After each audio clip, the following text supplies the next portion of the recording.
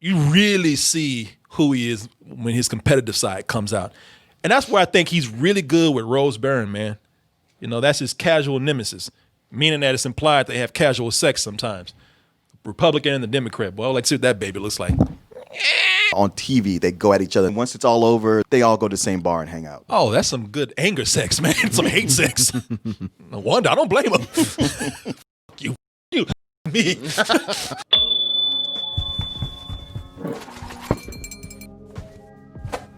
A lot of people didn't even know this movie was out.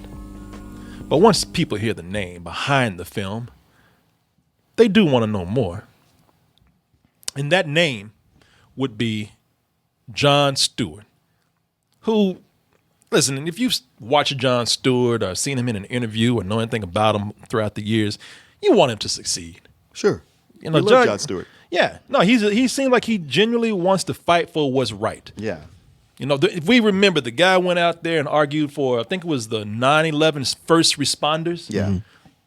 Like he tried to argue for them getting their benefits, which were going to be denied some kind of way. So this guy's heart is in the right place, man. And he's all about getting rid of partisan politics. Oh, he's all about the bullshit of politics. Mm-hmm. Were you into the? Oh, I watch the Daily Show all the time. Yeah, that was a lot of people's news. Yeah, yeah, because he cut through the bullshit. Mm-hmm. Yeah. That's what it is, man. For anybody who watched the Daily Show, they understand that he saw the bullshit in all sides of politics. Oh yeah. Even if people thought that his show was a little too left-leaning, but they gave him a chance. They saw he hit hard on anybody. He was a little bit left-leaning, but he had his reasons. Yeah, and he admits it too. Yeah. Yeah. Yeah, I mean, but he says, I'm not doing it out of any kind of shallow obligation or I'm not playing teams with my, any kind of Democratic Party. I just believe what I believe. I'm trying to do what's right. Man, this guy has you look at the guy, he just has a great heart. Mm-hmm. He's just a good person. Mm-hmm. Artist with something to say. But is it worth hearing? I'm going to do a review of his latest film. It's not his first film, is it? No. Rosewater. Rosewater. Yeah. Rosewater. Yeah, that's the one right. with Gail Garcia Bernal. Yeah. Oh, I saw that. He was a journalist who was in prison. It was an okay movie. Yeah. But it was that kind of movie where you looked at it and you said, that's room to grow. Mm-hmm. Mm-hmm. Did he improve? Mm-hmm. Well, let's go ahead and take a look at his movie. This one seems a little more accessible. You have Steve Carell and Rose Byrne as political consultants, each one for their own party. Steve Carell for his own party. The Democrats, Rose Byrne. She has the Republicans. Oh, but John gonna go in there and it's gonna be a feel-good story where it leans on the side of the Democrats. Gonna make all those Republicans look bad. Well, I will be fair and say that Steve Carell is the main character in the film. But there's some scenes in there where he crosses paths with Rose Byrne. Do we get the middle ground politics that Jon Stewart seems to have, everybody says that he has? Let's take a look at the trailer. We'll be back with our review. Why are you here? Because crushing the last piece of hope in your eyes really gets me on. I'm gonna make a big deal. Sexual assault. I'm just saying, go both ways. Maybe Steve Only Carell. if you report it. Yeah, only if you report it. And you would not. And maybe Steve Carell just tastes good. Who knows? That's a lie. What are you even doing? I'm from Well, here. that's always a great and Thank you spirited so much. discussion. In theaters and on demand. Hey, when they bring the narrator from the 90s back, they're irresistible. whoa. Yeah. Hey, I can read. John hasn't seen a movie in a while. He just thinks you need that. Mark of the movie. Did I show the trailer for The Blind? You don't know the title? You couldn't tell from the dialogue in the trailer right there. Steve Carell is the Democratic political consultant to try to get more people on board being a Democrat, voting as a Democrat. He's trying to get to the rural part of America. And to do that, he found what he thinks is somebody who he doesn't know their affiliation, but he knows that, hey, they like Mexicans. They like immigrants. Mm-hmm. That alone says maybe, just maybe, we can get this guy's Democratic leaning. And then once they see a guy in the rural area being that way, a guy that looks like all of them, then they'll also vote left or Democratic leaning. So he goes to this small town full of the stereotypes that you see out of a usual small town movie, but they're scrappy, they're lovable. They look like the kind of people that wouldn't chase a black man out of town if he went through. Well, there's nothing there. There's nothing there. That's true. They already left. Goddamn right, they ain't.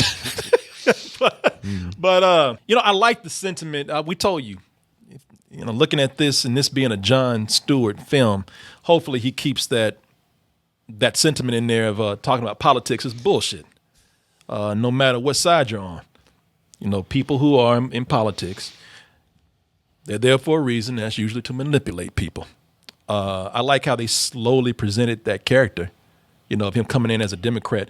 And you think that this is going to be like any old preachy Hollywood film with a leftist hypocritical message. And as you watch it, Steve Carell starts to be more of an asshole throughout of it. You fight it because you think, at least from my point of view, I thought his intentions were good. I did think it was going to be that kind of movie. I forgot I was actually watching a Jon Stewart film. I thought I was watching more of a Steve Carell film. And I thought that he was going to be cool. But I was like, no, this guy's a dick. Well, I kind of figured that from the very beginning. So I was like, all right, well, you know, he's been humbled and now he's being cool and maybe he has learned something. But I was like, I don't know, man. People don't really change that much. And I'm sure as this goes along, where's his asshole side going to come out? And then it's just little drips, Yeah. until it was a faucet. Oh, yeah. Well, I tell you, I gave it some time because I was like, you know what? He's got to come in and be stern with these people, these Trump voting country. Right? You know, he's got to go in and really just kind of get, you know, be hard on them. Because they're not going to like him anyway, so he can't give them the chance. It felt like Steve Carell just going through the motions. Him like starting out like, yeah, he's kind of the asshole guy, but then eventually he just starts screaming at everybody. He just like everything's high pitched, or they set the camera down. They just let him do his whole spiel for way too long, and it's unnecessary. Honestly, I like the message of this movie. I think it's an important one where, and it's absolutely true, where you have these Democratic operatives that just kind of take advantage of their, you know, specific people they're trying to go after. And the movie actually points it out and makes fun of it. I was like, oh, that's great. And he's just doing the same thing. And it's like, oh, that's a really cool story. I'm glad Jon Stewart's actually bringing that to light. Dealing with the partisan politics. But Steve Carell and all these over-exaggerated personalities get in the way of that. You don't need this hyper-intense comedic antics in the film. Like, you could have lowered it a little bit more and told a more intimate story, and then it would have spoken for itself. It's funny because I feel the way you do, except I like Steve Carell through the whole movie. Oh, Right? okay. As a matter of fact, I was thinking to myself, like, he's not Steve Carell in it as much as usual. He was actually very likable for so long. And even when he's not, I was like, all right, well, things are coming down to the wire and he's more stressed out and it's just more of this guy's actual personality coming out. But I didn't have a problem with it. When he was quiet and using his inside voice, I liked him.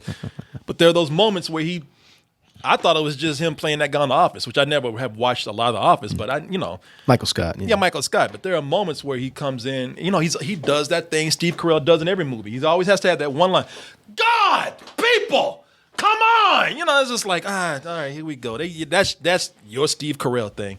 And it's really bringing me out the character that you play. And I think Jon Stewart lets him do that because they worked together for decades. I mean, he was one of Steve Carell. That's how he got his career started, which is being a correspondent, The Daily Show. So they have that relationship, and it worked well then. But I just don't think it serves the movie very well. Yeah, but I do like the character. I do like what they're doing with the character. It's interrupted by Steve Carell's Carellisms. But I tell you, man, I like the way again they lead up to showing you who he is because. You really see who he is when his competitive side comes out. And that's where I think he's really good with Rose Byrne, man. You know, that's his casual nemesis, meaning that it's implied they have casual sex sometimes. Republican and the Democrat. Well, let's see what that baby looks like. No, don't act like that's something weird because they talk about that all the time. How on TV they go at each other, knife and at each other's throats, and then once it's all over, the election's over, the program's over, they all go to the same bar and hang out. Oh, that's some good anger sex, man. Some hate sex. No wonder I don't blame him. you, me. But yeah, man. Seeing those two, I think they're really good together. I like them, man, and like I said, I like seeing. That's where you really get the idea of the movie, where it's just like, okay, both these people are full of shit in this film, and that's cool. I love it. I love the whole town genealogy angle, subtle notes of xenophobia. That's a great observation. All you have is fear. Now we're getting somewhere. Just already. You know? And she plays Faith Brewster. I gotta tell you, when Rose Byrne, I've seen her do this before. When she's and some bad movies, but you know when she plays a real hardcore bitch, man, she really relishes that role and goes in on it, man. But you see right here is like it really is more about politics and the message with them, man. They want to win. Yeah. Yeah. And that interaction is already naturally funny to me, where I didn't need like the ending bit with him, like, look at my crotch, like stuff like that. You kind of ruined it. Yeah, let me see. Hastings Koozie. That's right. That's in our booth. What do you think of that? I don't. Oh. Sorry, not you, Dot. Yeah. I just didn't, That's the Michael Scott stuff creeping in, I think. Didn't bother me so much right there, but I could have done without it. Yeah. But you know, this because there's more extremes in the there are later in the film. But Just an example. The times that really work for me is when they start to hone in on that message when the movie gets darker. Mm-hmm. You know, and look, it's a light film. The movie doesn't get dark, really dark at all, to be honest with you. But when I say darker in relation to this film right here. You start. It really, at one point, there is no doubt. Like, okay, this guy don't give a shit about these people, man. You know, he's here. He is here for political gain, for his business, and when the movie is riding along that message, I think that's where it works best, because there's, even though this is a drama, a comedy, have no doubt about it. There's some good drama to be had in there when it gets to those points. You know, it really does bring up a question about, should I be questioning my own belief in politics? Because after a while, you see, man, you know, I can see how my team could really not care about me too. We're the good guys, right? Yeah. When they go low. We go high. Unless we also need to go low, but we feel worse doing it. Like, damn, let me know when y'all finish. You'll be over here asleep, standing up like a cow. You know, there's that whole thing, that message of, we might have to ruin somebody's life, but it's for the greater good. And we all, a lot of times we say it's for the greater good. We usually lie to ourselves. Sure. Yeah. It's rationalizing. Yeah, rationalizing, yeah. The one thing I'll say, like, I know Chris Cooper's kind of doing his Chris Cooper thing in the movie, but it works. I mean, he comes off naturally charming. Oh, that guy's great. Yeah. He's great in everything. He is. And I forget the actress's name. She's been in a Mackenzie Davis. Mackenzie Davis. Yeah. I like her role in the film. Calling Steve Carell on his shit. I like that. Yeah, Mackenzie Davis. It's a good cast here. No, it really is. Yeah. Topher Grace is in here. One of the consultants. Minimally. Some people who just come in briefly. Leon, what's her name? Natasha Lyonne. Natasha Lyonne is in this, but yeah, it's a good cast of people in here, man. What the movie ends up doing is this message of really, and you could probably guess by seeing this. It's like how do we end up working together? You know, cutting all the bullshit aside, because when we work together, then that's when things can happen. You know, then we know that we can achieve so much. That's something that we see in the movie. If we cut the bullshit, we can achieve that greater good instead of hurting people to reach that greater good. It's a true message, but for me, it's a little oversimplified, especially for these times. Yeah, right here, which I don't mind, because I can take this film as a good old fashioned small town fantasy crowd pleaser. You know, I don't mind that. You know, what's Doc Holliday with a political message thrown Doc Hollywood. in? Hollywood. I knew I was gonna f that up. I went. Believe me, my head. Talking about the gunslinger. I missed the shootouts. I could be your Huckleberry Corps. I went through Doc Brown, Dr. Strange. You're close though. I was close. Doc Hollywood, a movie I hadn't even seen, to be honest with you. Somebody said, Well, you Doc, saw Cars. Yeah, I saw Cars, so it was close enough. I went through Doc Ock, Dr. Giggles. that name always gives me the giggles. But yeah, I consider Doc Hollywood with the political spin on it. I could take it as that, man. But I get the feeling that, because there's parts in the movie where it feels like it's aiming for more. For me, feels like Jon Stewart wants to convey something deeper. You know, he wants to have a more satirical punch with this film. And right when it seems to actually get to the point where, you know, he delivers that punch, there's a sting to it, then for me it relies on some real silly ass comedy. You know, that message or whatever, that satire is not delivered fully because it's cut off. We know this isn't the real world, but it feels grounded for Hollywood standards, movie standards. But that doesn't, some of the more outlandish parts don't mesh with those parts. they have a scene in here where they try to. Somebody makes it because people would not react to these things these ways, man. You know, somebody makes a political ad, and they want to scare their constituents by putting in clowns and zombies. You know, it's like, come on, man. If this was a more farcical kind of film, then maybe that would be okay. But I was like, all right, that stands out. It doesn't work for me. That is a problem that a lot of comedies, especially today, have, is keeping to their tone. Of knowing, okay, you've set your comedy level here, and if we stay consistent, we're going to have a really good movie. But they get that we need funny, and it's hard to know, okay, maybe just a little bit more zany, that'll be good. And sometimes they just overshoot. So when it's in there, you're like, all right, you just kind of derailed the tone of this movie. Let's not do that anymore. Yeah. I mean, I know this world is stupid, but they ain't that stupid. I mean, somebody sees a political ad with clowns and zombies, like evil clowns. They're gonna be like, I'm not voting for this guy. This guy's stupid. You think I'm stupid? Corey, people thought that they could inject Lysol into their body, so who knows? I know. That's the We thing. say. I am out of the business of predicting how dumb people aren't. Sure. God Sure. damn. I mean, for watching it, it's ridiculous of the film itself, but in real life, who honestly knows? But no, I mean, for the film, how it works, it's. I mean, that was like, okay, that's whatever. It's doing a mockery of these overzealous political ads. So I understand the intention. They could have done a little bit better with that because you don't need clowns and zombies. I think it's a little too ridiculous. But there is other cases of where comedy I just don't think works, and it kind of undercuts what I think Jon Stewart's trying to say. Yeah, like, are there any scenes that you can give without spoiling anything, or? I don't want to give anything specifically out there. I might be giving something specific away, but I'll let you know. People, again, maybe I'm nitpicking. People in the movie lie about things that are easily checked, online. But all right, whatever. I think the thing that got me is that there are characters that he puts in here on the left side, on the right side. He's trying to make a point with that, but they become such stereotypes that the humor's lost on me, at least. Like he has the sweet, simple townsfolk in there, and then they go to a party where you got the artsy academic liberals. I mean, he just gets silly with that shit. I mean, he covered everything. And I mean, there's one point where he walks up to a couple of lesbians and they actually have woke on their shirt. And I'm just like, man, these are still broad characterizations here on both sides.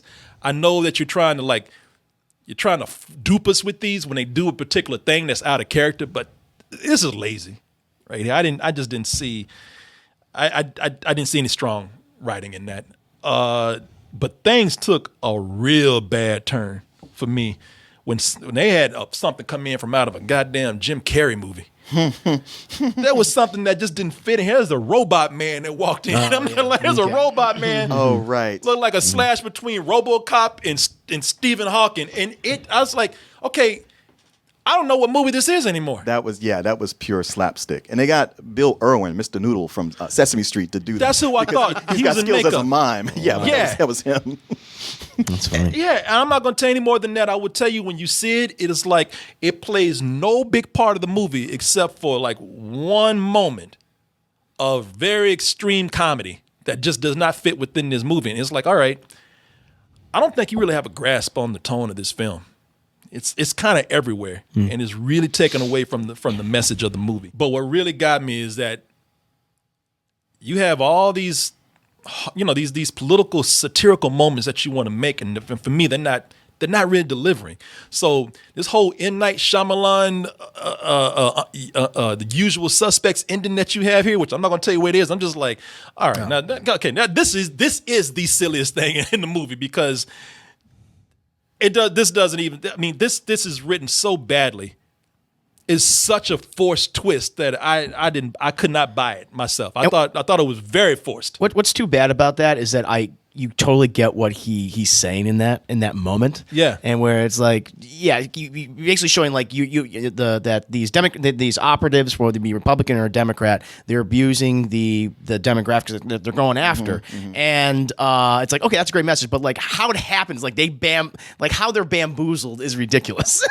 It's like that's just not earned. That can't happen. Even as you go back through those scenes, I'm looking at it like, now that I know what the ending is, all this stuff right here, this doesn't play out. And You have to set up some really great satire if you want to deliver a big twist with not just a twist, but a message twist. And if you don't earn that, and they didn't with me because you did not meet those standards of the messages you were trying to set up before, then that shit it's a stretch. It's a hell of a stretch. The twist upends the message, and it gets lost in it. Becomes you know what happens? You got a twist, and that twist becomes a forced message. Yeah. It's the thing that I was actually thought that Jon Stewart did well in the beginning, where he did not force it with these characters. Yeah. Mm-hmm. Now and then it became a little more forced, but I let it slide. Now it's like you hitting me in the wrong way. Like I said, you're supposed to be giving me a gut punch with some reality about politics. You slap me over the head with a fucking rubber chicken now, and I'm like, all right, I don't. I'm like, this is okay. That's cute. But let me just say this. I'm gonna pass it on. Y'all take it, man. But I don't hate this film. It is something where if there was one good thing about Corona, it showed that we don't need to go see all these movies at the theater. This is something that I think at this moment right now, it works pretty well at home. And I'm going to say it works well at home, not for $20 by yourself. There needs to be another person in the room to watch this with you. I don't think it's a solo $20 film. Because really, the biggest crime with this is that I just don't think it leaves that enough of an impression where you're going to remember it after a while. It's something where, I mean, things are so dire right now. Things are so in extremes right now that this is a soft pitch right here. And I don't think it really has the lasting effect that they thought it might, because this was probably made before this political environment that we have right now was reaching this boiling point. So yeah, this is something I think can get kind of lost by the wayside. That's me, man. You know, I don't hate it though. I'll wait to, I get my wrap up. I'll wait to get my rating after hearing you guys. So then you can change it. I'm not going to change it. I'm joking. No, sir. You, sir, have insulted my integrity. Lock him in. I'm dropping this rating right now because it ain't going to change. I mean, unless you got some good shit. But it's a rental. Okay. It's the definition of a rental. Mm-hmm. So I agree with everything you're saying, even though I probably enjoyed it a little bit more than you. The thing is, I liked it better this time than the first time I saw it when it was called Promised Land. And I swear, when this started, I was like, is this going to be that again? No, it's all right. That's okay. I'm digging this. And then, sure enough, it did. Where Matt Damon was the plucky big city guy who goes to the rural town to convince them about fracking. That's the movie. Yeah. And John Krasinski from The Office is in it as his nemesis. It's a lot of back and forth. And then in the third act, they do a big switcheroo. And it's like, wow, I was liking this. And that kind of undercut everything that you were building up to this point and made it one of these kind of movies instead. And granted, this one waits until late in the film, so there was plenty to enjoy. I will say that as much as I didn't like the end, I did the stuff in the end credits. I did like. There's some things they did there that I was like, all right, you know what? I really like this message. And right now, when you're just sitting here talking to me about it and not trying to woo me into it, this is good. I'd actually like more of this. So it's more of a low matinee for me. I will say they waited at the end to decide what they want to be. Yeah. Like the end credits. Like, okay, so now you want to be a comedy. Yeah. And this comedy is actually funny. Yeah. You should have done this earlier. I know. It just could have been that the whole time. I feel like when this movie has a sense of maturity about it, where people are actually acting like people that you would expect to see and not being so overzealous or for this big sight gag or something. And I think the movie does work a lot. Yeah, as you guys pointed out, the message is simple, but it's also a message that is relevant. I mean, now we live in these specific times right now where it just seems to be getting worse and worse and worse, but it's something that's like, okay, this is actually educational. It's like, calm down. Let's look at what Jon Stewart's actually trying to say. But at the same time, he makes a decision to make it not necessarily goofy. I'd probably give this like a high rental. High rental. I'll go with a high rental, man. No, I'm sticking with my rental.